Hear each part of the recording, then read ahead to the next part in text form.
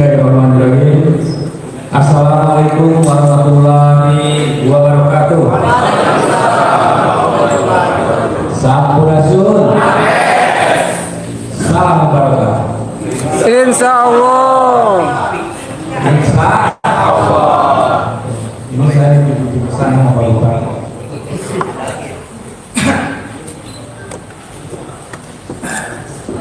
Yang saya hormati Ibu Budianti SEMM, Adiatama Pariwisata dan Ekonomi Kreatif, Ahli Media pada Kementerian Pariwisata Republik Indonesia. Yang saya hormati Kepala Bagian Dukungan Administrasi pada Biro Komunikasi Kementerian Pariwisata Republik Indonesia, Bapak Jimmy Alexander. Yang saya hormati Kepala Dinas Pariwisata Kabupaten Sukabumi yang diwakili oleh Kabid Pemasaran Pariwisata Kang Lutfi Mufi SEMM. Kalau dari pidatonya saya lihat tidak pas tuh Kepala Dinas Pariwisata. Kalau pas lainnya pindah. Yang saya hormati narasumber Dr. Diana Simanjuta, Dr. Anda Magister Manajemen. Terima kasih Ibu sudah bertahan di Polres Batu. Sebetulnya kemarin sama kegiatannya, cuma pesertanya ganti. Bapak Ibu sekalian, tadinya saya tidak hadir di acara ini karena memang hari ini ada rapat paripurna di DPR RI, ada rapat komisi juga jam 1, dan saya harus berangkat juga ke Jakarta pada hari ini karena besok saya ada kegiatan. Ya, tapi teman-teman, saya ingin ada di sini karena ini kegiatan menurut saya penting.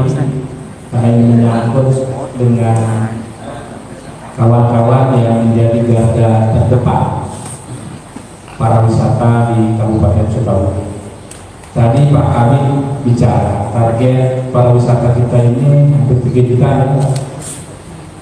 3 juta pengunjung datang ke sini. Bisa dibayangkan kalau target itu tercapai dan 3 juta ini hanya buang sampah saja, apa yang kita dapatkan? Karena kebanyakan tadi katakan juga bahwa minat untuk tinggal di Pelabuhan Ratu itu sangat kecil. Nah ini kan penyakitnya apa sebetulnya? Tadi sudah dikatakan Pak Kabir, sarana dan prasarana, fasilitas. Jadi menurut saya memang banyak hal di Kabupaten Sukabumi. Walaupun sebetulnya Sukabumi ini kan tidak miskin-miskin banget tentang kekayaan alamnya. Malah kalau bisa saya katakan Sukabumi ini sangat komplit ya, dengan sultan Gudilang itu. Ada gunung, laut, rimba, pantai dan sungai. Semua ada di kita. Tetapi ketika wisatawan mau datang ke Pelabuhan Ratu, mereka sudah sampai di sini, mereka disuguhi pantai yang kuat, tempat jualan yang acak adil, tidak tertata dengan rapi, masyarakatnya diganggu cara mendukung, tidak familiar, ojolnya sama, karena lagi berpikir bagaimana hari ini bisa makan. UMKM-nya dari pagi sampai sore sumelu mengandalkan lagu-lagu. Nah, kompleks itu. Infrastruktur dari Cibadak ke Pelabuhan Ratu masih kaya naik gunung turun. Kalau saya udah biasa, tapi kalau orang baru tadi malam saya sampai dengan setengah 12 ngobrol dengan orang, saya tanya kenapa Pak kemarin saya ke Pelabuhan Ratu Aduh, saya tidak bisa membayangkan kalau Pak Iman ini tiap hari pulang pergi ke Jakarta Pelabuhan Ratu badannya kuat. Kalau saya udah langsung kerokan Pak. Nah, persoalan-persoalan tadi yang memang hari ini harus menjadi kerja rumah kita. Maka saya sampaikan juga ke Pak Wakil Bupati, ke Pak Bupati, ngopina ngajol ke Jakarta. Udah ngopi di Jakarta. Karena kalau kita ngopinya banyak di Sukabumi, ya kita hanya mengerjakan hal-hal normatif saja. Nggak bisa Sukabumi sebesar ini, seluas ini, ya. Hanya kita mengandalkan APBD kita, apalagi PAD. APBD kita ini mungkin hanya 4 triliun, itu pun habis dipakai untuk biaya pegawai, biaya rutin, paling pembangunan enggak. Saya suka sedih sebetulnya itu, karena di daerah lain itu cepat Pak perkembangannya. Saya kalau di rapat pernah saya ngomong dengan kementerian di podcast di mana saya mengatakan sudah lah kementerian yang udah gede-gede udah, Bali tidak harus lagi menguras APBD kita karena Bali itu sudah mandiri, Lombok dan lain-lain. Ini yang depan mata yang kecil-kecil, yang potensinya besar, coba dikembangkan. Kasihan masyarakat kita. Sukabumi itu ada 3 jutaan penduduk, bayangkan 3 juta penduduk ini kalau di luar Jawa itu sama dengan 1 provinsi. Hari ini masyarakat Sukabumi, dulu waktu saya DPRD pertama masih daerah tertinggal, jadi alhamdulillah sekarang Sukabumi sudah keluar dari daerah tertinggal. Nah, Sukabumi ini potensinya banyak, tapi pembangunannya yang agak lambat. Karena apa? Karena memang tokoh-tokoh nasionalnya jarang orang Sukabumi, pengambil kebijakannya jarang. Tetap di sana itu ngambil kebijakan tetap perasa kedaerahan itu ada. Seseorang yang jadi menteri misalnya, pasti dia ingin walaupun harus objektif, tapi perasaannya pasti ingin membangun daerah. Anggota-anggota DPR ini pimpinannya misalnya, pasti mereka ingin juga membangun daerah, ingin juga berbuat untuk daerah. Para dirjen dan elit-elit di level pengambil kebijakan, pasti mereka ingin mengembangkan daerah. Nah, saya kadang-kadang jualan Cilegon tidak suka bisa ya.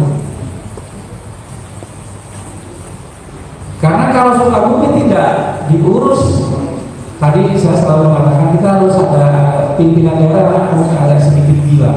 Karena ini 386 desa Sukabumi, 47 kecamatan, jaraknya jauh-jauh. Kalau kita normatif saja menggunakan APBD kita nggak akan mampu. Dulu saya tahun 2002 mendirikan TP 3DP dengan pemilik Agus Kandara. Mungkin ada di sini.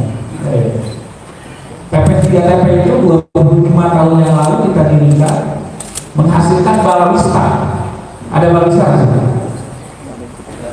Nah, balawista ini walaupun tidak digaji Pak, balawista itu nggak ada gajinya. Mereka ini adalah para penyelamat manusia di laut. Dan berapa ratus orang yang sudah nyawanya diselamatkan oleh mereka sampai hari ini. Tapi fasilitasnya nggak ada. Kalau nggak dikasih. Kalau ada hari-hari besar dia hanya bisa ngomong ke para pedagang untuk urunan. Miris gitu. Padahal balawista ini eksistensinya sudah, mungkin Pak Kabin juga tahu balawista itu. Kalau nggak ada mereka itu banyak korban-korban ombak laut Pelabuhan Ratu. Karena memang pemerintah kan belum bisa membangun security di laut kita. Jadi memang baluska ini sangat dibutuhkan pada posisi hari ini. Nah, kenapa sih tidak? Ya tadi itu APBD kita itu memang berat gitu. Ya. Apalagi kalau kita mengacu pada rutinitas ya, biaya-biaya rutin yang tidak bisa dihindari dan terus berlanjut. Maka saya bilang kalau tahun ini mau ada perubahan, saya mengajak Pak Bupati ngopi di Gasama. Saya punya keyakinan di bawah kepemimpinan beliau ini akan ada perubahan untuk pembangunan yang ada di Kabupaten Sukabumi. Kembali lagi kepada teman-teman yang hari ini ada ojol sebagai garda terdepan, saya berharap bimbingan teknis ini diikuti dengan serius. Karena kalau tidak kita mengetahui caranya bagaimana, ilmunya bagaimana, ya budaya masyarakat kita nggak rubah-rubah. Jadi nanti mungkin teman-teman akan menjelaskan ya, memberikan ilmu bagaimana kita cara menghadapi wisatawan supaya para wisatawan ini betah di Sukabumi, di Pelabuhan Ratu ini. Mudah-mudahan juga tadi infrastrukturnya memang harus bergerak. Saya mau membayangkan kalau Cibadak Pelabuhan Ratu sudah tol saja, ini pesatnya perkembangan para wisata kita itu akan cepat. Karena kendala yang utama itu kapal Pelabuhan Ratu walaupun sekarang sudah terpangkas 1-2 jam. Saya tadi malam sampai Bogor itu sekitar jam 2 malam. Saya tidur sebentar, jam 5 saya sudah berangkat ke sini. Saya hanya 1,5 jam dari Bogor sampai ke Pelabuhan Ratu. Memang sudah terpangkas. Tapi di Cibadakan ini kan dari Cibadak ke sininya itu memang masih berat karena jalannya yang vertikal itu orang Jakarta kan yang nggak biasa pulang dari Pelabuhan Ratu masih kerokan gitu, masih pijit ya. Kalau saya kuat, saya belum dipijit. Dalam minggu ini saya jam 4 kali bolak-balik aja. Jadi Bapak sekalian, infrastruktur itu memang tidak harus diperhatikan dan kita perjuangkan. Jadi saya kemarin ngobrol juga dengan Pak Wakil, katanya studi kelayakan insya Allah sudah ada, ada ya kita sama-sama kita dorong kan gitu. Kalau nggak dorong juga, karena kan pembangunan jalan tol itu memang tidak sedikit membutuhkan uang. Jadi walaupun nanti ada investor, ada nggak investornya yang mau visible, saya kira bisa. Karena ini kalau masuk sini akan terbuka Sukabumi bagian selatan dan Banten bagian selatan. Kan kita berbatasan dengan Kabupaten Kebak.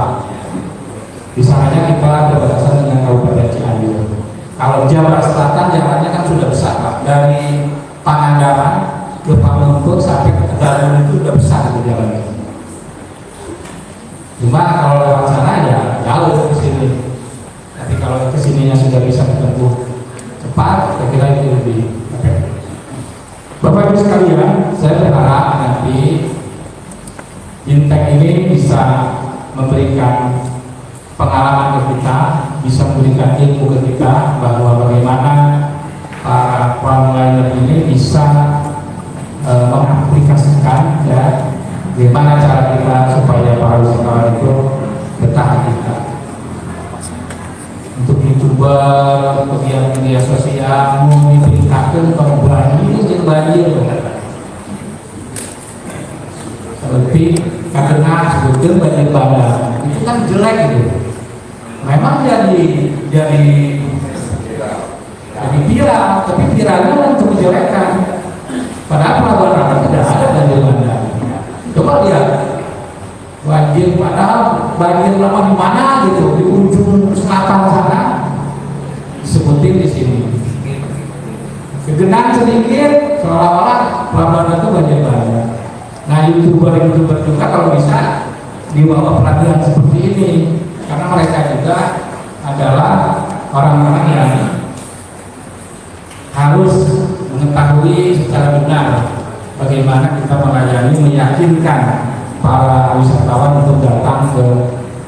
Sukabumi. Bapak Ibu sekalian, sekali lagi terima kasih atas kehadirannya. Saya belum bisa berbuat banyak untuk Sukabumi. Apa yang bisa saya lakukan, saya lakukan. Apa yang bisa saya dorong, saya dorong. Mudah-mudahan mau menginjak 1 tahun ini, tinggal beberapa hari lagi. Karena saya dilantik bulan Oktober, ini akan masuk bulan Oktober, berarti tak terasa saya sudah 1 tahun mengemban amanah dari Bapak Ibu sekalian. Tapi insya Allah saya itu Senin berangkat, Kamis sore saya balik. Jadi saya ada di sini Jumat, Sabtu, Minggu. Senin kembali ke Jakarta, Jumat, Sabtu, Minggu saya di sini. Jadi setiap hari memang saya melayani, saya mencarikan solusi-solusi untuk masyarakat di kota dan Kabupaten Sukabumi. Kemarin saya kedatangan para korban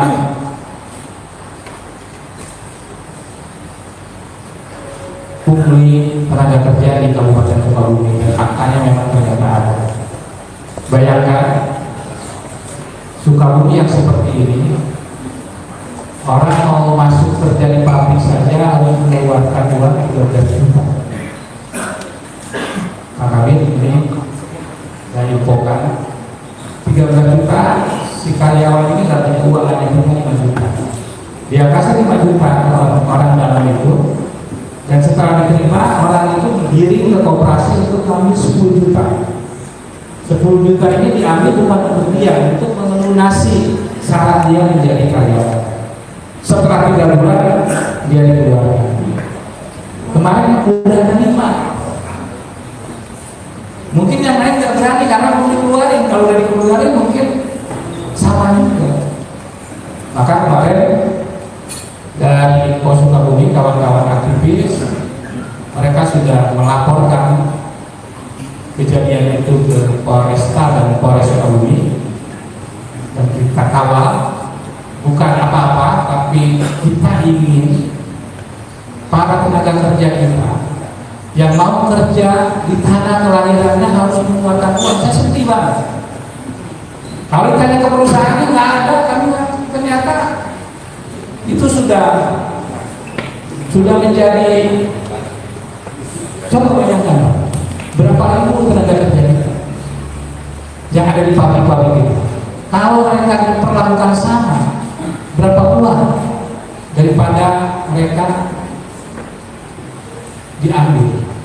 Bisa ada enggak namanya Pak Denny, dia stop 5 juta, sudah 8 bulan tidak ada panggilan, akhirnya nama ibunya cerai. Itu apa? Buktinya ada, bukti transfernya ada, bukti apa-apanya ada. Terus saya pikir ternyata betul apa yang selama ini diinfokan ke telinga kita, bahwa kalau mau masuk kerja di perusahaan itu harus bawa duit. Betul ya? Dengar ya? Betul. Mungkin saudara-saudara pernah merasakan melamar harus ada uang. Betul? Ada nggak yang merasakan itu? Dan mari kita kawal sama-sama supaya praktek seperti itu di pabrik yang merekrut ribuan orang itu tidak ada lagi. Kasihan masyarakat. Saya akan tagih Pak Kawisata, karena yang datang itu banyak ya, segala macam persoalan. Tadi juga sama ibu-ibu. Ibu-ibu dikira mau apa? Ada 4-5 orang. Juga mereka korban operasi keliling. Operasi keliling. Negara kita itu menunjukkan kur itu 300 triliun. Nah, kur kita itu dirasakan oleh siapa sih sebenarnya? Kok banyak masyarakat kita hampir setiap tahun ada 50%-nya pasti ibu-ibunya kena itu. Sama yang namanya koperasi keliling itu. Ngomongnya bukan pakai nyok. Kalau pakai nyok itu Ini mah koperasi Pak. Jadi mereka itu kelihatannya dari seberang datang ke daerah kita, ya di Bali luar, nyimpen orang 5 orang, itu yang serem-serem, ya jajakin itu uangnya ke ibu-ibu yang tadi itu, ya perlu modal 1.500.000, itu jualan gorengan, itu apa, diambil, tiap harinya jadi belum lunas bisa di top up lagi, top up. Belum lunas top up lagi, ya itu dulu. Saya sudah selesaikan 4 ibu-ibu, yang satu 12 juta, karena ada 12 orang dari pagi sampai malam kan ini. Saya lepaskan ibu-ibu itu, dulu datang saya. Kan tempatnya Bu Resi tuh, Bu Resi selesaikan, cicil aja, udah bulan belum? Lunas. Karena kasihan ibu itu, suaminya tidak berdaya karena sakit, anaknya yang satu autis, ibu untuk menyekolahkan, untuk memberi makan tidak bisa, anaknya yang satu mau masuk kerja di pabrik diminta uang 3 juta. Ini udah kompleks gitu ini. Pak Kabit, halo. Jadi saya ingin juga ngobrol ini gimana saya Sukabumi ini. Seorang ibu namanya Ibu Tini, saya cerita aja. Ibu Tini ini suaminya tidak berdaya, dia udah nggak bisa jalan. Dia punya 2 anak, satu tamat SMA, satu lagi sakit autis. Dia terlilit oleh 12 operasi. Setiap hari dari jam 7 sampai jam 7 malam dia kedatangi sama 12 orang itu. Serem-serem, ada yang 20.000, ada 30.000. Karena itu tadi sisi top up. Anaknya yang paling besar ini bekerja ke pabrik. Ternyata harus ada uang 3 juta lebih. Kan gila. Kondisi di daerah. Jadi saya sedih ya pada pemerintahan Prabowo ini sekarang menyiapkan dana 300 triliun untuk UMKM. UMKM yang mana yang sebetulnya juga BRI kadang-kadang juga ngeyel. Kita di rapat komisi Pak dengan para direktur BRI, 1 sampai 100 juta itu tidak perlu jaminan, tapi di lapangan ya harus ada jaminan terus. Gimana rakyat kecil mau merasakan? Kita udah ngomong, udah deal komisi dulu. Awas ya jangan pakai jaminan, kasihan pada itu. Ini yang 5 juta, yang 10 juta itu tetap diminta jaminan. Gimana? Itulah fenomena Sukabumi. Saya bukan mengeluh, tapi hanya memberikan motivasi. Anda teman-teman para pemuda harus belajar. Kalau Sukabumi mau maju, tadi kata Pak Kabit, buang sampah dengan sembarangan. Ini kumaha diadakan tong sampah di Tanjungan, enggak seminggu bahkan. 1 hari aja pasti udah hilang. Pak Bupati masang lampu-lampu supaya indah, pentingnya hilang. Saya ke Australia kemarin, orang itu kalau mau buang aja dia carinya kemana. Jadi memang mudah ya, harus dia akan mudah kalau tong kadang-kadang budaya itulah. Mudah-mudahan Ibu narasumber nanti bisa memberikan hal seperti itu supaya ya kalau hari ini yang hadir 100, kemarin 100 sudah 200 tuh. Dari 200 ini bisa memberikan pengertian ke 20 orang kan udah banyak tuh. Kalau udah banyak begitu berarti kita ada progres bahwa masyarakat di Sukabumi khususnya di Pelabuhan Ratu, di destinasi-destinasi wisata bisa ada manfaatnya cara ini. Jadi jangan sampai tidak ada manfaat. Cara ini harus ada manfaat karena Kementerian Pariwisata datang ke sini. Ya, mudah-mudahan Pak Kabit, Bupati kita diberikan kesehatan, kekuatan, karena tugas negara ini tidak paham banyak gangguannya. Saya juga mohon doa dari semua. Saya ingin bekerja untuk masyarakat Sukabumi. Mohon diberi kesehatan dan mudah-mudahan saya diselamatkan. Dengan mengucapkan Bismillahirrahmanirrahim, bimbingan teknis manajemen pelayanan prima bagi provider saya nyatakan dibuka. Terima kasih. Assalamualaikum warahmatullahi wabarakatuh.